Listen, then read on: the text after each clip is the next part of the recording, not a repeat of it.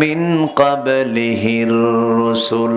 আর এই জায়গায় ডাক দিচ্ছেন ইয়া আইয়ুহাল মুযাম্মিলু কুমিল লাইলা ইল্লা কালিলা।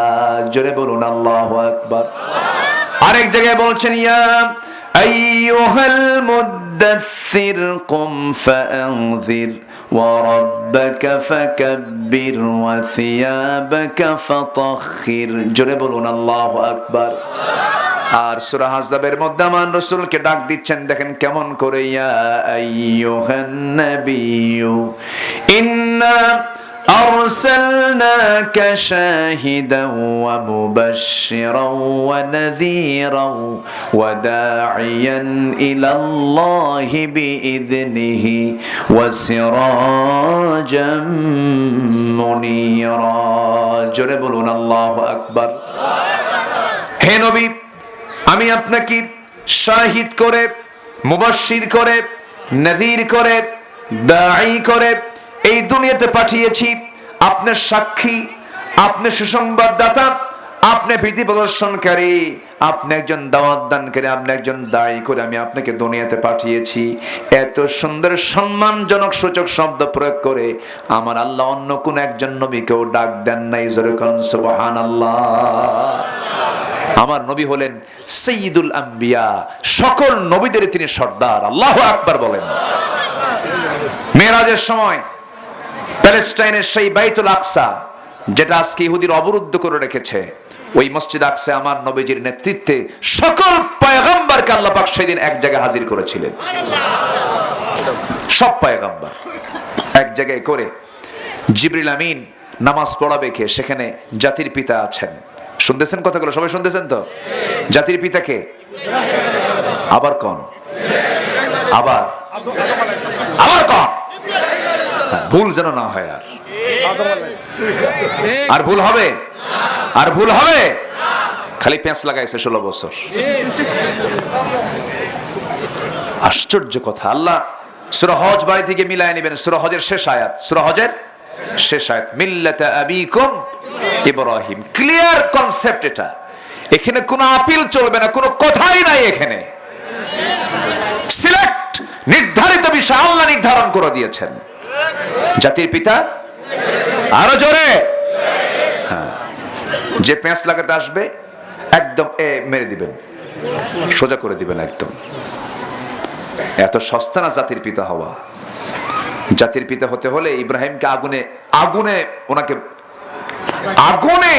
তাকে ঝাঁপ দিতে হয়েছে, আগুনে ফেলে দিয়েছে।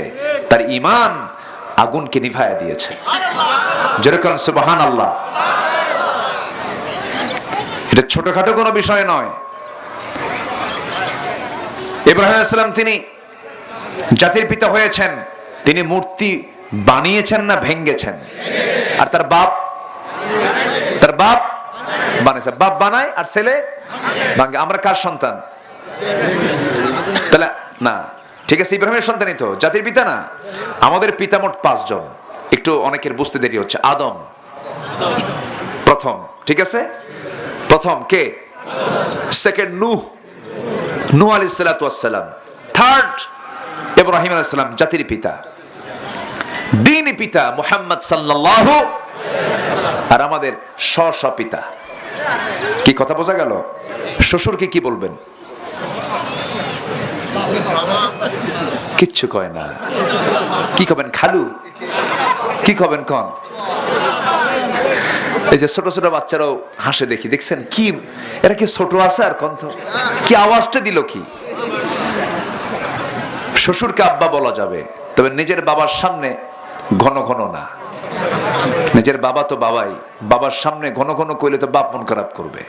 একটু কম কবেন বাবার সামনে, এমনি অন্য সময় করেন আব্বা আব্বা আব্বা কম। কিন্তু কম বলবেন কার সামনে? নিজের বাবার সামনে। নিজের বাবার মতো কেউ পৃথিবীতে আর দ্বিতীয়টা হয় না। কিন্তু শ্বশুরের সঙ্গে মিল থাকলেও বাবার সঙ্গে মিলে না, এমন সন্তান আছে না নাই? আছে। এরকম বাপ, এরকম সন্তান হওয়া যাবে না। এমন সন্তান হতে হবে সবার সঙ্গে সম্পর্কের ঘাটতি হলেও বাপ মার সঙ্গে যেন সম্পর্কের কোনো ঘাটতি না হয়। জোরে বলি ইনশাআল্লাহ। আমার বন্ধুগণ, ইব্রাহিম আলাইহিস সালাতু ওয়াস সালাম একজন মুশরিকের ঘরের সন্তান হয়েও তিনি মূর্তিগুলোকে ভাঙতে পারলেন, আর আমরা ইব্রাহিমের সন্তান হয়ে আমরা মূর্তিটাকে বানাচ্ছি। আল্লামা ইকবাল আফসোস করে বলছেন, উনকো তহযীব নে হর বন্দ সে আজাদ কিয়া, লাকে কাবে সে সনম খানে মে আবাদ কিয়া। নব্য যুগের সভ্যতা মোহে কেটে ফেললে সব বাঁধন, মসজিদ ছেড়ে মন্দিরে গিয়া বাসা বেঁধেছ হায় এখন। মসজিদ ভাল লাগে না, মন্দিরে চলে যায়।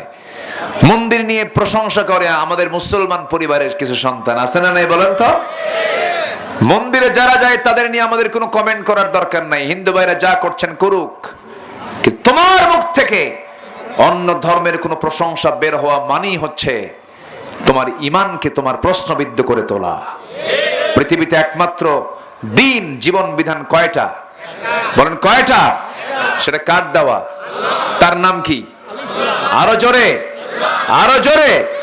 ইসলাম। ইসলাম ছাড়া অন্য কোনো বিধিবিধান কখনো বৈধ হতে পারে না। এটা আল্লাহর নয়, এগুলো আল্লাহর যদি না হয়, এগুলো কি আল্লাহর যদি না হয় তাহলে কার বলেন? তাগুত, শয়তানের। সম্মানিত ভাইয়েরা, তাহলে যে রাসূলকে আমরা মডেল বানাবো, যে রাসূলকে আমরা আদর্শ বানাবো, সেই নবীজির আদর্শ থেকে আমি কিছু কথা কোরআনের আলোকে আমি বলতে চাচ্ছি। মোটামুটি তার জীবন থেকে আমাদের জন্য অনুকরণীয় 15টা আদর্শ আজকে আমি একটা একটা করে বলবো। জোরে বলি ইনশাআল্লাহ। কয়টা আদর্শ বলেন তো? আমি কি একটাও কইছি এই পর্যন্ত? তাহলে এখন বলেন, নুরু ওয়াজ কি শেষ না শুরু? শুরু না? শুরু। আমি একটা একটা করে বলবো। জোরে বলি ইনশাআল্লাহ। এতক্ষণে মাহফিল এত সুন্দর সাজানো গোছানো, মানুষ আসতে দেরি করে জানেন। জুমার দিন আজান হয় 12:30, আর মুসল্লি হাজির হয় 1:29 29 সেকেন্ডে। এটা একটা জাতীয় রোগ আমাদের, ঠিক না? আমরা আগে আগে যদি আসতাম কত সুন্দর হতো। এখন মাহফিল কানায় কানায় ভরে গেছে, বলি আলহামদুলিল্লাহ। তাহলে কয়টা আদর্শ শুনবো আজকে? কয়টা? 15টা। একটাও কিন্তু বলি নাই, একটা একটা করে শোনাবো। সূরাতুল আহজাব আয়াত নম্বর 45 46 47 কে সামনে রেখে জোরে বলি ইনশাআল্লাহ। মাহফিল কমিটি আমাকে অনেকক্ষণ আগে এই একটা চিঠি দিয়ে গেছে, বুঝলেন? এই যে মাঝে মাঝে আবার মানে চেয়ে থাকে, হুজুর কইছেন তো। মাহফিল কমিটি আমাকে একটু আবদার করেছেন। আমি ঈদগাহ মাঠটা দেখে এতটাই খুশি হয়েছি, আলহামদুলিল্লাহ। আমার মনে হয় এই এলাকায় এত সুন্দর ঈদগাহ মাঠ মনে হয় আর হ্যাঁ আছে কি? আমার মনে হয় নাই। আমি থানার ভিতরে নাই, 6 মাসে হয়েছে।